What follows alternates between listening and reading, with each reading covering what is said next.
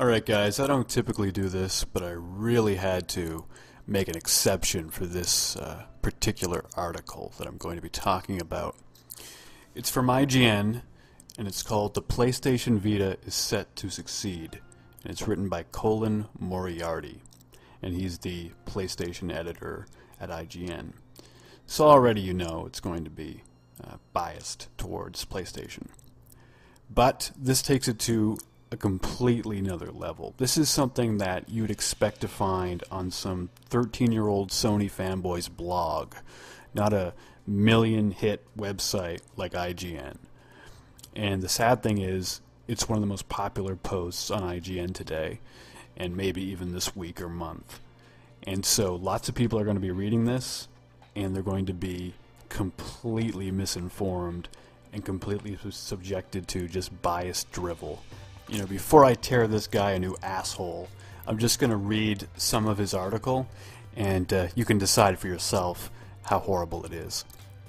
For better or for worse, Vita will be pitted against the Nintendo 3DS. But the comparison doesn't make a whole lot of sense, and even if you were to pit them against each other, Vita is still destined to sell better. That's because in addition to games, which Nintendo 3DS is still sorely lacking, it's also a much more powerful machine capable of doing a whole lot more than 3DS. Okay, I'm just going to stop there and say, wasn't it the argument that the PSP would do better than the DS because it was a more powerful machine? And how did that work out? Did the PSP sell more than the DS? Was it destined to sell more than the 3DS? If you believe like a religious Sony fanboy thing?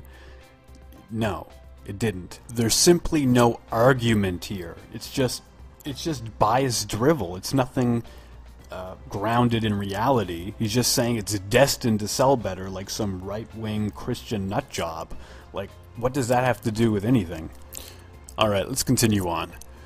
Alright, so he says, even Nintendo, with its buttons and triggers and touchpad, admitted that leaving off a second analog stick from its handheld was a huge mistake. Now you have to buy it separately. Vita comes with one right off the bat because it's probably the most glaringly obvious thing a handheld needs to compete these days. Really? A second analog stick is the most glaringly obvious thing a handheld needs to compete these days? Why is it that every other handheld except the Vita doesn't have a second analog stick? Most handhelds don't even have buttons, period.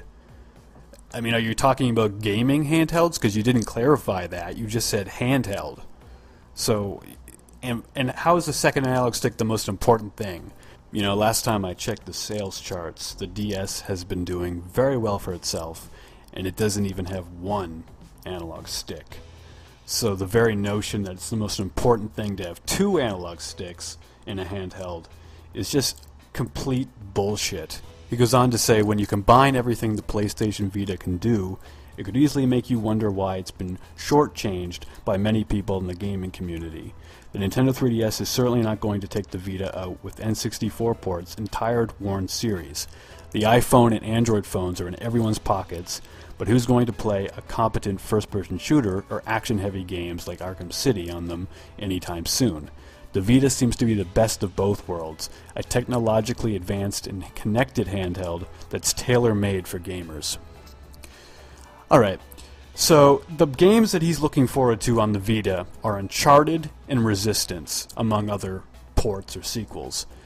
And he's complaining about the ports and sequels on Nintendo 3DS. Now, I don't even have to go into the hypocrisy of this, but I guess just because it's made by Sony, that makes it okay. If Sony does rehashes or remakes or reboots or sequels, it's alright because it's Sony and it's first-person shooters. But if Nintendo does it, oh, they're just tired, worn series. Also, where is he getting this idea that the PlayStation Vita is being shortchanged? Everywhere I look, it's being hyped up to be the next coming of Jesus Christ. I mean, I don't see this negativity anywhere. I mean, certainly not from IGN, certainly not from GameSpot, certainly not from Game Informer or any other major gaming site. You know, maybe Nintendo fan sites, but does he really read those? I doubt it. So I don't know where he's getting this idea that the Vita is being unfairly, ridiculed or anything, because if anything, it's being overhyped. And he's doing the exact thing right now. Should Sony feel threatened by its competition? Sure, but Nintendo is the least of Sony's concerns these days. The boys in Cupertino probably have tricks up their sleeves that could make Vita look much less appealing, however. But until we see what that is, I implore you not to sleep on the PlayStation Vita's potential. The dedicated gaming handheld will die sometime in the future, but as much as Nintendo is trying to prove otherwise, the future isn't here yet. You know, I have never seen such unfounded, unprofessional bullshit on any major gaming website before. I mean, he's completely downplaying Nintendo's influence in the handheld market. Nintendo owns the gaming handheld market, and they have forever. And now suddenly, because Sony's coming out with a new shiny PSP, Nintendo's doomed and they're not competing with Sony anymore? This makes no sense. I mean, sure, Sony has to look out for the iPhone and everything, but they're not going to beat the iPhone, ever. Nobody is. Because it's not gaming. It's a phone. It's for text messaging. It's for maps. It's for internet browsing. It's not for gaming. That's just an added feature. People don't buy them for dedicated game playing. So the very fact that Sony's not competing with Nintendo, or the very notion, I should say, is completely bull. Look, Colin, or whatever the fuck your name is, I know you really, really want Sony to win this generation. They're not going to. I just want to tell you that right now. And Sony hasn't learned their lesson because the Vita looks exactly like the PSP, and it's doing exactly what the PSP did. It's just competing on graphics. It's not doing anything else. And I don't know, maybe launching at $250 when Nintendo just proved that's not a good idea, and maybe releasing in February when Nintendo proved that releasing on a non-holiday isn't a good idea, maybe is a bad idea. I also find it interesting how you neglected to post one negative thing about the Vita. You didn't mention that the 3DS is going to have a huge holiday lineup and will therefore have a bigger game lineup than the Vita when it launches. You didn't mention that you'll have to buy proprietary memory cards, so you can't use SD cards. You have to buy a $30, $40 memory card just to use the Vita. It has, no internal storage for gaming. It has a 20 megabyte limit for 3G downloads. I mean, the list goes on and on. It has so many negative points, but you didn't mention one of them. Look, I'm very, very angry at this article right now.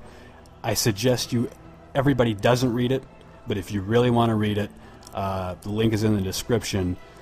But look, this is the reason why nobody should visit IGN. Nobody should watch their videos. Nobody should even support them. I mean, this is just third-grade biased blog-style posts. It's not journalism. And anyone that thinks IGN is a serious video game site is kidding themselves. And I've seen better writing from disgruntled YouTube comments like the ones in this video.